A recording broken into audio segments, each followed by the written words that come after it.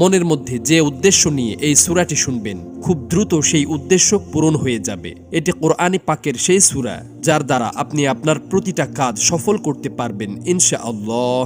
তবে শর্ত হলো এই সূরাটি আপনাদেরকে মনোযোগ দিয়ে প্রথম থেকে শেষ পর্যন্ত শুনতে হবে। যদি অর্ধেক শুনেই চলে যান তাহলে কাজ হবে না।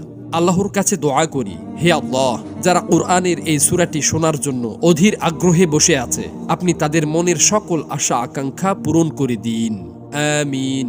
কমেন্ট বক্সে আপনিও আমিন লিখে দোয়াতে শরীক থাকুন, কেননা কে জানে যে কার দোয়া কখন কবুল হয়ে যায়। তো চলুন সূরাটি শুনে নেওয়া যাক।